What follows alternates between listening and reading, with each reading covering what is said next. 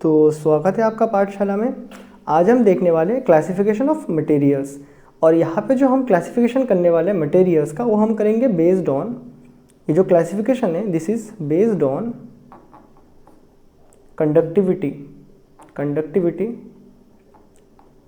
Conductivity of charges. अब देखो हुआ क्या था, इन बातों को समझो।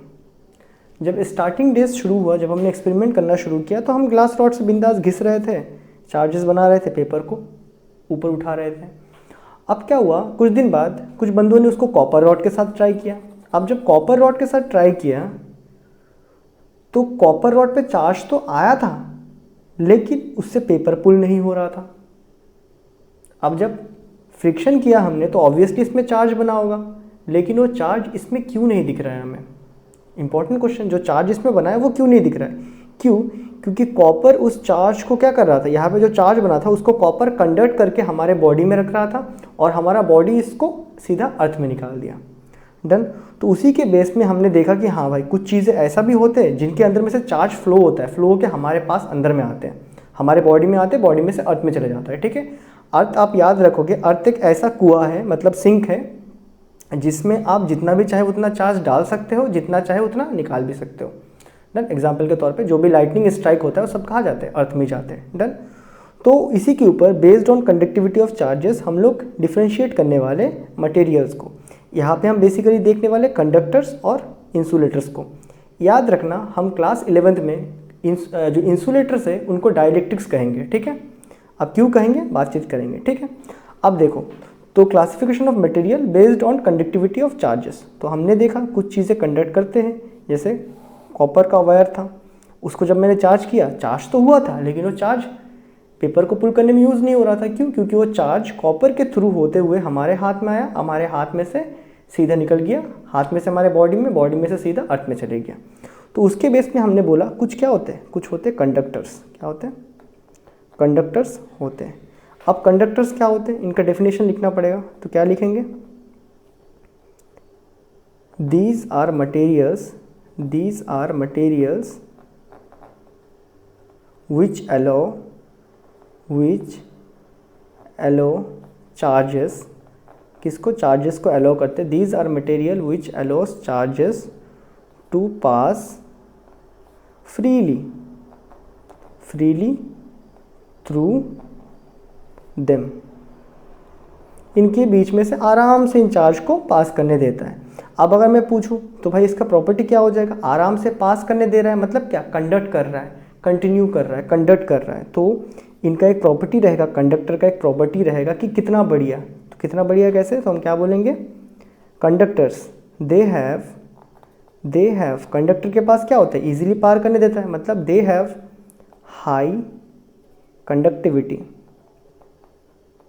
दे हैव हाई कंडक्टिविटी मतलब क्या? वो लोग आराम से पार करने देता है। They have high conductivity and low resistivity. अब कंडक्टिविटी क्या है कि वो कितना बढ़िया से पार करने देता है, रेजिस्टिविटी क्या है कि वो कितना बढ़िया से रोकता है। डन। कंडक्टिविटी कितना बढ़िया से पार करने देता है, रेजिस्टिविटी कितना बढ़िया से उस चार्जेस को रोकता है। डन।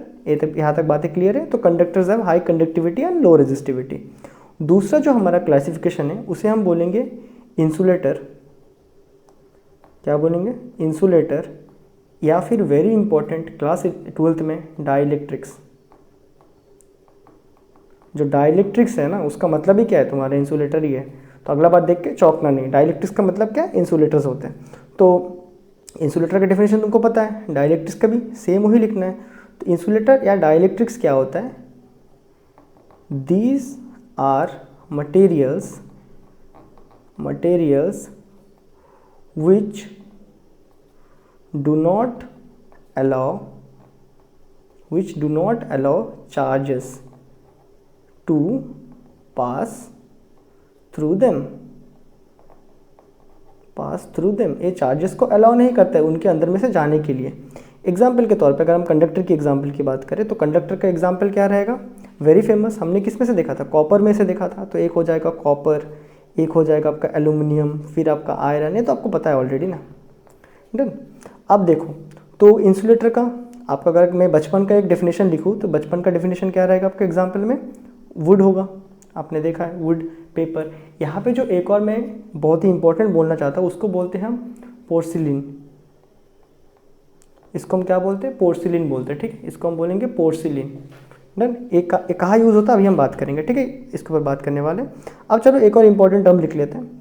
तो इंसुलेटर या फिर डाइलेक्ट्रिक्स में ऐसा खास क्या है कि ये रोकते बढ़िया से हैं। अब देखना, करंट एक इलेक्ट्रिसिटी एक ऐसा चीज़ है, इसे हमें रोकना भी पड़ता है और हमें इसको चलाना भी पड़ता है, तो इसके लिए दोनों बहुत ही इंपॉर्टेंट है। डन ना। तो इंसुलेटर, इनका प्रॉपर्टी क्या है कि रोकते बढ़िया से। रोकता मतलब क्या है? रेजिस्टिविटी। तो insulator they have high resistivity. Insulator के पास क्या होता है? बढ़िया रोकते, हाई रेजिस्टिविटी, बढ़िया से रोकेंगे, एंड लेस कंडक्टिविटी। अब देखो एक टर्म मैंने यहाँ पे लेस कंडक्टिविटी यूज़ किया है, इसका मतलब क्या है? Yes they can conduct but बहुत ही लेस।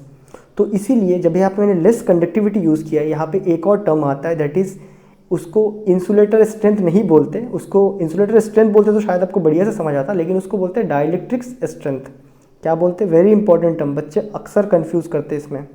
डाई इलेक्ट्रिक स्ट्रेंथ, ये क्या चीज़ है समझ जाओ आज, ठीक है। बच्चे अक्सर कंफ्यूज होते हैं इसमें। इसको तुम इंसुलेटर स्ट्रेंथ भी बोल सकते हो। तो इंसुलेटर का स्ट्रेंथ क्या है? इंसुलेटर का प्रॉपर्टी क्या है? रेजिस्ट करना। इसका स्ट्रेंथ है कब तक रेजिस्ट कर पाएगा, वही है उसका इंसुलेटर स्ट्रेंथ। अगर मैं इसको इंसुलेटर स्ट्रेंथ लिखता है, इसका मतलब क्या है? कब तक रेजिस्ट कर पाएगा। डन। लेकिन हमें यहाँ पे क्या लिख के दिया? इंसुलेटर का एक और नाम डाइलेक्ट्रिक्स, हमें लिख के दिया डाइलेक्ट्रिक्स स्ट्रेंथ। इसका मतलब एक कब तक डाइलेक्ट्रिक्स मतलब इंसुलेटर रहेगा। डन। तो इसका अगर मुझे डेफिनेशन लिखना पड़े तो मैं लिख दूंगा मैक्सिमम इलेक्ट्रिक फील्ड। अब देखो तुम्हारे लिए जो टर्म है इलेक्ट्रिक फील्ड नया है, इसको इलेक्ट्रिसिटी मानो फिलहाल के लिए, ठीक है। तो मैक्सिमम इलेक्ट्रिसिटी, लेकिन जब डेफिनेशन तुम लिखोगे आगे तुम पढ़ने वाले हो, ये होता है मैक्सिमम इलेक्ट्रिक फील्ड। फिलहाल समझने के लिए समझ जाओ कि maximum electricity, the maximum electricity या फिर that is maximum electric field. समझने के लिए क्या बोलोगे? Electricity, that is maximum electricity it can withstand. जो एक इंसुलेटर होता है वो कितना मैक्सिमम इलेक्ट्रिसिटी विथस्टैंड मतलब सह सकता है without converting into a conductor. इसका मतलब कुछ समझ आया? इंसुलेटर को भी हम कंडक्टर बना सकते हैं। डन है। इंसुलेटर को भी हम कंडक्टर बना सकते हैं।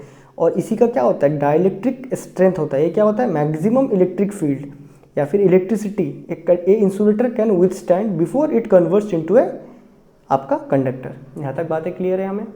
डन। तो अभी हम बात कर लेते कि क्यों हमें इलेक्ट्रिसिटी को कंट्रोल करने के लिए कंडक्टर भी चाहिए, इंसुलेटर भी चाहिए। एग्जाम्पल के तौर पे ये हम लोग का होता है इलेक्ट्रिसिटी का खंभा। डन। अब अगर तुम इस खंभे को देखो ध्यान से, तो खंभे में क्या होता है? यहाँ पे कुछ ऐसा होता है ना, मिट्टी का जैसा तुम्हें दिखता होगा, मिट्टी का जैसा कुछ चीज़ें दिखता होता है ना।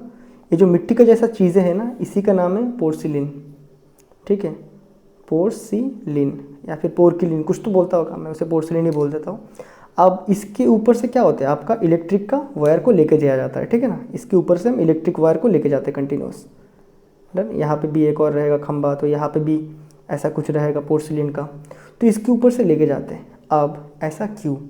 अभी देखो, अगर अगर खाली इस वायर में से जाता, तो जैसे ही इस वायर में से जाता सारे इलेक्ट्रिसिटी क्या होता है? धरती के पास आते, जाके मिट्टी में घुस जाते सारी इलेक्ट्रिसिटी। मतलब क्या? मैंने क्या बताया था? अर्थ एक ऐसा जगह है उसमें जितना चाहे उतना इलेक्ट्रिसिटी डाल सकते हो, जितना चाहे उतना निकाल भी सकते हो। तो अगर यहाँ से खाली इलेक्ट्रिसिटी जाता, इलेक्ट्रिक चार्जेस आपका जाता, तो ये क्या करता है? यहाँ से जाता कंडक्टर, ए भी एक मेटल है, खंभा क्या मेटल का ही होता है ना। तो ये क्या करता है? यहाँ से जाता सीधा जाके किसके अंदर? अर्थ के अंदर घुस जाता। इसीलिए हम क्या करते हैं? इस पोर्कुलिन को लगाते। इसका मतलब क्या है? इसमें से करंट जा रहा है, लेकिन ये पोर्कुलिन क्या है? ये जो पोर्सिलिन है ये क्या है? इंसुलेटर है, डाइलेक्ट्रिक्स है। तो ये क्या करेगा? चार्जेस को इस तरफ आने नहीं देगा। तो चार्जेस क्या इसी वायर में रहेंगे, तो इसी में से जाते रहेंगे। ऐसा जाते जाते हमारा फाइनली हमारे घर में जब कनेक्शन लेंगे तो वहाँ पे आ जाएगा। इसीलिए देखो, इसीलिए जो इलेक्ट्रिसिटी है इसमें हमें कंडक्टर जितना हमारा हेल्पफुल है, उतना ही हमारा डाइलेक्ट्रिक्स या इंसुलेटर भी है। एक और एग्जांपल अगर तुम देखो, जो हमारे घर में जो वायर्स आते हैं ना, तो वायर्स के अंदर में से करंट पास होते हैं, होता है कि नहीं। अभी हम लोग घर में जो वायरिंग होता है, मान लो कि वही वायरिंग अगर मैं तुम्हें करके दे दूँ सोने से, ठीक है भाई, सोने से मैंने तुमको वायरिंग करके दे दिया, लेकिन मैंने उसके ऊपर प्लास्टिक का कोटिंग नहीं लगाया, क्या तुम्हारे अंदर डेयर रहेगा, तुम उसको स्विच को ऑन करोगे? ऑब्वियसली नहीं रहेगा। तो याद रखना, इलेक्ट्रिसिटी के टर्म पे जितना ज़रूरी हमारा कंडक्टर है उतना ही ज़रूरी हमारा इंसुलेटर भी है, ठीक है। क्योंकि भाई बिना इंसुलेटर का इलेक्ट्रिसिटी डायरेक्ट आपका डैमेज ही करने वाला है। डन। उसी तरह अगर ज़्यादा इंसुलेटर रहेगा तो इलेक्ट्रिसिटी को काम भी नहीं ले सकते, तो इनका एक संतुलन होता है। तो हमें जितना इंसुलेटर का ज़रूरत है उतना ज़्यादा हमें कंडक्टर का ज़रूरत है। यहाँ तक हमें बातें क्लियर है और डाइलेक्ट्रिक स्ट्रेंथ भी क्लियर है। अभी देखो, उसके बाद हमने और भी कुछ मटेरियल्स निकाले, तब हमें पता चला कुछ मटेरियल ऐसे भी होते हैं जिन्हें हम कहते हैं सेमीकंडक्टर। क्या कहते हैं? सेमीकंडक्टर। डन। अब देखो, इनको मैंने यहाँ पे क्यों नहीं लिखा, क्योंकि ना ही ये इंसुलेटर है ना ही ये कंडक्टर है। इनका कंडीशन क्या होता है? इनका कंडीशन क्या होता है, जब टेम्परेचर बहुत ही लोएस्ट होता है ना, एट लो टेम्परेचर, इनमें हम बात करेंगे, आपका बुक का एकदम लास्ट चैप्टर्स में आएंगे। Semiconductor at low temperature they behave like insulator. कैसा बिहेव करते हैं? इंसुलेटर का जैसा बिहेव करते हैं। उसी तरह एट हाई टेम्परेचर, जब टेम्परेचर हाई हो, टेम्परेचर हाई का ज़रूरत नहीं है, मॉडरेट इस टेम्परेचर में भी काम होता है, ठीक है, फ्रिज के अंदर भी काम कर लेता है। At high temperature they behave like conductor. They behave like conductor. और सेमीकंडक्टर क्या है? वही सेमीकंडक्टर चिप, जो हमारे फ़ोन में, मोबाइल में जो सारी चीज़ें होता है ना, वही है वो सेमीकंडक्टर चिप। एक किस से बना होता है? बेसिकली सिलिकॉन और जर्मेनियम, यही है वो रेवोल्यूशनरी चीज़, सेमीकंडक्टर चिप। तो ऐसा भी एक क्लासिफिकेशन है हमारे पास, जो हम इसके अंदर नहीं, उसको सेपरेटली देखने वाले, ये हम बुक के लास्ट में स्टडी करेंगे, ठीक है। एक है आपका सेमीकंडक्टर, ये इन क्लासिफिकेशन से एकदम हटके है, ठीक है, सेमीकंडक्टर। हमारे पास एक और तरह का मटेरियल हो सकता है, उसे हम कहते हैं सुपर कंडक्टर। सुपर कंडक्टर, इसके बारे में मैं फ़िलहाल तो ज़्यादा नहीं बताऊँगा, ये हम आगे चैप्टर्स में पढ़ेंगे, जब इलेक्ट्रोमैग्नेटिक इंडक्शन वगैरह पढ़ रहे होंगे हम। तो सुपर कंडक्टर, देखो जो कंडक्टर होता है, क्या लिखा था? They have high conductivity and low resistivity. मतलब फिर भी थोड़ा बहुत रेजिस्टेंस तो है, लेकिन सुपर कंडक्टर रेजिस्टेंस प्रोवाइड ही नहीं करता है। इसका मतलब सुपर कंडक्टर अगर तुम्हें लिखना पड़े तो क्या लिखोगे? It has only conductivity. इसके पास अगर लिखना ही पड़े तो क्या लिखोगे? इसके पास खाली क्या है? कंडक्टिविटी है। और अगर दूसरा लिखना पड़े तो तुम क्या लिखोगे? It has only conductivity. या फिर दूसरा पॉइंट अगर तुम्हें लिखना पड़े तो तुम लिखोगे it has no resistivity. It has no resistivity. दोनों क्या है? सेम ही चीज़ है ना, बस मैंने अलग अलग तरीके से लिखा है। क्या लिखा है? एक खाली कंडक्ट ही करता है, मतलब क्या है? कंडक्ट ही कर रहा है। Superconductor it has no resistivity, मतलब क्या है? रोकता ही नहीं है, रोकेगा ही नहीं तो क्या कंटिन्यूअस कंडक्ट ही होगा ना, बात सेम ही है। और इसका कोई मटेरियल का एग्जाम्पल नहीं है, ठीक है, इसके कुछ सर्टेन कंडीशंस होते हैं, हम वहाँ पे देखने वाले, ठीक है, उस पर्टिकुलर चैप्टर में। तो ये था हमारा बेसिक क्लासिफिकेशन ऑफ मटेरियल्स में। ये हमने बेसिकली चार्जेस को फोकस में रख के हमने कंडक्टर एंड डाइलेक्ट्रिक्स का डिवीजन किया। डाइलेक्ट्रिक स्ट्रेंथ बच्चों को बहुत कन्फ्यूजन होता है, इसको देख लेना एक बार। और ये हमने देखा था कि इलेक्ट्रिसिटी में जितना ज़रूरी होता है कि हम उसको फ्लो करवाएं, उतना ही ज़रूरी होता है कि हम उसको स्टॉप भी करें, नहीं तो ये हमारे लिए डेंजरस होता है। तो आई होप आपको क्लासिफिकेशन ऑफ मटेरियल बहुत बढ़िया से समझ आया होगा, और मैं मिलता हूँ आपसे नेक्स्ट वीडियो में। तब तक के लिए गुड बाय।